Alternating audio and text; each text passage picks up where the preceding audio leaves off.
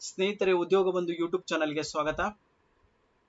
ಇವತ್ತಿನ ವಿಡಿಯೋದಲ್ಲಿ ಕರ್ನಾಟಕ ಪರೀಕ್ಷಾ ಪ್ರಾಧಿಕಾರದಲ್ಲಿ ಕರೆದಿದ್ದಂಥ ವಿವಿಧ ಇಲಾಖೆಗಳ ನಿಗಮ ಮಂಡಳಿ ಗ್ರೂಪ್ ಎ ಹಾಗೂ ಗ್ರೂಪ್ ಬಿ ಹುದ್ದೆಗಳಿಗೆ ಮತ್ತು ಪೊಲೀಸ್ ಇಲಾಖೆಯ ಸಿವಿಲ್ ಪೊಲೀಸ್ ಕಾನ್ಸ್ಟೇಬಲ್ ಹುದ್ದೆಗಳಿಗೆ ಕನ್ನಡ ಭಾಷಾ ಪರೀಕ್ಷೆ ನಡೆಸುವ ಸಂಬಂಧ ಪರೀಕ್ಷಾ ವೇಳಾಪಟ್ಟಿಯನ್ನು ಅನೌನ್ಸ್ ಮಾಡಿದೆ.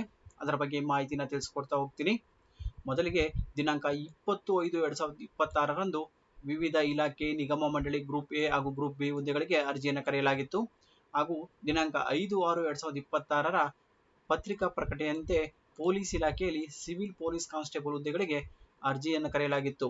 ಅದರಂತೆ ಅಭ್ಯರ್ಥಿಯು ಕರ್ನಾಟಕ ಪ್ರೌಢ ಶಿಕ್ಷಣ ಪರೀಕ್ಷಾ ಮಂಡಳಿ ನಡೆಸುವ SLC ಪರೀಕ್ಷೆಯಲ್ಲಿ ಅಥವಾ ರಾಜ್ಯ ಸರ್ಕಾರ ಅದಕ್ಕೆ ತತ್ಸಮಾನವೆಂದು ಘೋಷಿಸಿದ ಯಾವುದೇ ಪರೀಕ್ಷೆಯಲ್ಲಿ ಅಥವಾ SLCಗಿಂತ ಉನ್ನತ ಮಟ್ಟದ ಪರೀಕ್ಷೆಯಲ್ಲಿ ಕನ್ನಡ ವಿಷಯವನ್ನು ಪ್ರಥಮ ಅಥವಾ ದ್ವಿತೀಯ ಭಾಷೆಯಾಗಿ ಅಭ್ಯಸಿಸಿದ್ದರೆ ಅಥವಾ ಕನ್ನಡ ಮಾಧ್ಯಮದಲ್ಲಿ ಅಧ್ಯಯನ ಮಾಡಿದ ಇತರ ಪರೀಕ್ಷೆಗಳನ್ನು ಪಾಸ್ ಮಾಡಿದ್ದರೆ ಅಥವಾ ಆಯೋಗ ಅಥವಾ ಇನ್ನಿತರೆ ಯಾವುದೇ ಆಯ್ಕೆ ಪ್ರಾಧಿಕಾರವು ಈ ಹಿಂದೆ ನಡೆಸಿದ ಕನ್ನಡ ಭಾಷಾ ಪರೀಕ್ಷೆಯಲ್ಲಿ ಪಾಸ್ ಆಗಿದ್ದರೆ ಅಂದರೆ ಉತ್ತೀರ್ಣರಾಗಿದ್ದರೆ ಅಂತ ಅಭ್ಯರ್ಥಿಗಳಿಗೆ ಕನ್ನಡ ಭಾಷಾ ಪರೀಕ್ಷೆಯಿಂದ ವಿನಾಯಿತಿ ನೀಡಿ ಸದರಿ ಅಭ್ಯರ್ಥಿಗಳನ್ನು ಹೊರತುಪಡಿಸಿ ಉಳಿದ ಅನ್ವಯವಾಗುವ ಅಭ್ಯರ್ಥಿಗಳಿಗೆ ಕನ್ನಡ ಭಾಷಾ ಪರೀಕ್ಷೆಯನ್ನು ನಡೆಸಬೇಕಾಗುತ್ತದೆ.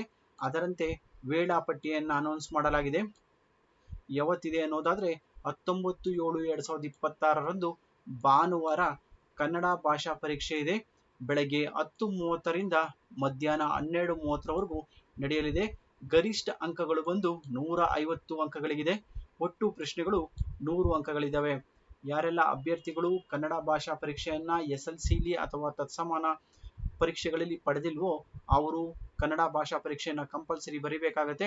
ಹಾಗೂ KEA ಹಾಗೂ KPSC ವತಿಯಿಂದ ನಡೆಸುವಂಥ ಕನ್ನಡ ಕಡ್ಡಾಯ ಪರೀಕ್ಷೆಯಲ್ಲಿ ಪಾಸ್ ಆಗಿದ್ದರೆ ಅವರಲ್ಲಿ ಅಂಕಪಟ್ಟಿ ಇದ್ದರೆ ಅವರು ಈ ಪರೀಕ್ಷೆಯನ್ನು ಬರೆಯೋ ಹಾಗಿಲ್ಲ. ಹಾಗೂ ಅಪ್ಲಿಕೇಶನ್ ಹಾಕುವ ಸಂದರ್ಭದಲ್ಲಿ ಅದಕ್ಕಾಗಿ ಸಪರೇಟ್ ಆಪ್ಷನ್ ಇರುತ್ತೆ, ಎಸ್ ಆರ್ ನೋ. ಅದನ್ನು ನೋಡಿಕೊಂಡು ಅಪ್ಲಿಕೇಶನ್ ಸಲ್ಲಿಸಿರುವಂಥವ್ರು ಎಕ್ಸಾಮ್ ಬರೆಯೋ ಅವಶ್ಯಕತೆ ಇರೋದಿಲ್ಲ. ಕೆಲವರು ಯಾರೆಲ್ಲ ಹೊರನಾಡು ಕನ್ನಡಿಗರು ಹಾಗೂ ಯಾರೆಲ್ಲ CBSE ಹಾಗೂ ICSE ಸಿಲೆಬಸ್ಸನ್ನು ಓದಿ ಕನ್ನಡ ಭಾಷೆಯನ್ನು ತಗೊಂತೇ ಇರೋರು ಅರ್ಜಿಯನ್ನು ಸಲ್ಲಿಸಿರ್ಬೇಕಾದ್ರೆ ಅವರು ಕನ್ನಡ ಭಾಷಾ ಪರೀಕ್ಷೆಯನ್ನು ಕಂಪಲ್ಸರಿ ಬರೀಬೇಕಾಗತ್ತೆ. ಸೂಚನೆ ಏನಪ್ಪ ಇದೆ ಅನ್ನೋದಾದರೆ ಪ್ರತಿ ಪ್ರಶ್ನೆಗೆ 1.5 ಅಂಕಗಳಿದ್ದು ಅಂದರೆ 1.5 ಅಂಕಗಳಿದ್ದು ಎಲ್ಲ ಪ್ರಶ್ನೆಗಳಿಗೆ ಸಮಾನ ಅಂಕಗಳಿರುತ್ತದೆ. ಕನ್ನಡ ಭಾಷಾ ಪರೀಕ್ಷೆಯು ಬಹು ಆಯ್ಕೆ ಮಾದರಿಯದ್ದಾಗಿರುತ್ತದೆ. ಕನ್ನಡ ಭಾಷಾ ಪರೀಕ್ಷೆಯಲ್ಲಿ ಅರ್ಹತೆ ಹೊಂದಲು ಅನ್ವಯಿಸುವ ಅಭ್ಯರ್ಥಿಗಳು ಕನಿಷ್ಠ 50 ಅಂಕಗಳನ್ನು ಗಳಿಸುವುದು ಕಡ್ಡಾಯವಾಗಿರುತ್ತದೆ. ಅಭ್ಯರ್ಥಿಯು ಕನ್ನಡ ಭಾಷಾ ಪರೀಕ್ಷೆಯು ಕೇವಲ ಅರ್ಹತಾ ಪರೀಕ್ಷೆ ಆಗಿರುತ್ತದೆ. ಅರ್ಹತೆ ಹೊಂದದ ಹೊರತು ಹುದ್ದೆಯ ಆಯ್ಕೆಗೆ ಅರ್ಹರಾಗುವುದಿಲ್ಲ.